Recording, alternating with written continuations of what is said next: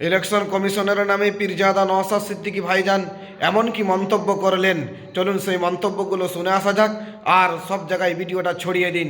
Election commission যদি ইচ্ছাকৃতভাবে অনৈতিকভাবে বদমাইশি করে আর্টিকেল 326 কে ভায়োলেট করে আমার পাড়ার কোন রাম কাকুকে, আমার পাড়ার আব্দুর রহিম চাচাকে, আমার পাড়ার ফতেমা মাকে, আমার পাড়ার সীতা মায়ের নাম যদি কেটে দেয়, আমি আপনাদের বিধায়ক হয়ে বলে যাচ্ছি, অলরেডি আপনাদের বড় ভাইজান, আমার বড় ভাইজান পীরজাদা আব্বাস সিদ্দিকী আমাকে জানিয়ে দিয়েছে ইলেকশন কমিশনের বিরুদ্ধে সুপ্রিম কোর্টে গিয়ে আইনি লড়াই আমি করব। আমার দেখার দরকার নেই কে তৃণমূল করে, কে বিজেপি করে, কে হিন্দু, কে মুসলমান, কে মতুয়া, কে নমশূদ্র, আমার দেখার দরকার নেই। আমি মানুষের পরিষেবা দেওয়ার জন্য রাজনীতির ময়দানে এসেছি। যদি কোনো মানুষ আতঙ্কিত হয়, কোনো মানুষের নাম যদি ইচ্ছাকৃতভাবে অনৈতিকভাবে বাদ দেয়, তার বিরুদ্ধে কেউ লড়াই করুক আর নাই করুক, কেউ তার পাশে থাকুক আর না থাকুক, খাম চিহ্ন তার পাশে থাকবে, ইন্ডিয়ান সেকুলার ফ্রন্ট তার পাশে থাকবে, নওশাদ সিদ্দিকী তার পাশে থাকবে, রাইনুররা পাশে থাকবে, সাজ্জু ভাইরা পাশে থাকবে। আপনাদের নিশ্চিন্তে আপনারা থাকুন, ভয় পাওয়ার কোনো দরকার নেই। দেশের প্রধানমন্ত্রীর কতটা পড়াশোনা করেছে সেই সার্টিফিকেট দিতে চাই না, আর আমার কাছে কাগজ খুঁজবে। পাকামো পেয়েছে, পাকামো ছুটাতে হবে। এবার কি বলছি বুঝতে পারছেন? দেশের প্রধানমন্ত্রী কত অব্দি পড়াশোনা করেছে কাগজ চালিয়ে দিতে চাই না, আর উনি আমার নাগরিকত্ব যাচাই করবে। ওনার কাছে যা না কাগজ আছে তার থেকে বেশি কাগজ আমাদের কাছে আছে তো, নাকি? ভয় পাওয়ার কিছু আছে? আমি আগে কর্মস্থান দেখাতাম বলে অনেকের রাগ হতো। আমি কর্মস্থানের সাথে সাথে কি বলেছিলাম খেয়াল ছিল? কি বলুন তো? নামের বানানগুলো ঠিক করতে। আজকের দিনে ভয় পাচ্ছ না? তাহলে আমার কথাটা যদি শুনতে, আমি কেন কবরস্থানের কথা বলেছিলাম? নিজের ভয়টা, আপনার ভিতরের ভয়টা কাটানোর জন্য। আর দ্বিতীয় কি বলেছিলাম? কাগজ সব রেডি আছে।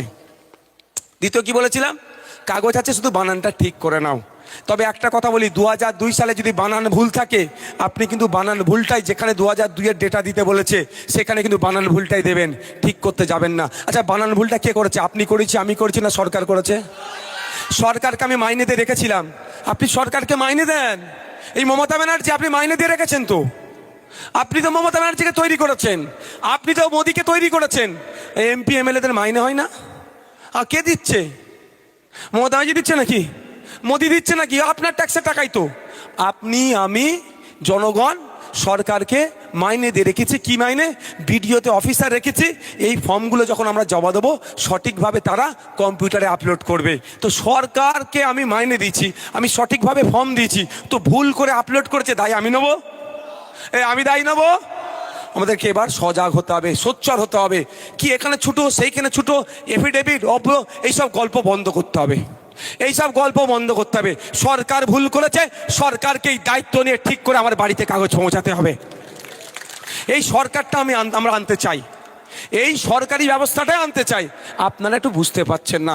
যখন আপনারা বুঝতে পারবেন, এই ধরনের সরকারকে নিয়ে আসবেন। সরকারটা কি? আপনার ভালো থাকার জন্য। 5 বছর আপনি ভালো থাকবেন, আপনার ছেলে স্কুলে যাবে, টিচার পাবে, আপনি অসুস্থ, সরকার আপনাকে সুস্থ করে তুলবে। আপনার মাথার উপরে ছাদ নাই, সরকার একটা বাড়ির ব্যবস্থা করবে। আপনি ক্ষুধার্ত, সরকার খাবারের ব্যবস্থা করবে। এর নাম হচ্ছে সরকার। সরকার এটা নয় যে সুইস ব্যাংকে শুধু সরকারে গিয়ে টাকা করবে। এর থেকে উল্টো হয়ে গেছে। তাহলে ভুল সরকারকে দায়িত্ব দিয়েছেন আপনারা। সরকার মিন্স যে পার্টি চালাচ্ছে। ঠিক আছে, কি বলছি বুঝতে পেরেছেন? তাহলে আমাদেরকে সেটা সজাগ থাকতে হবে।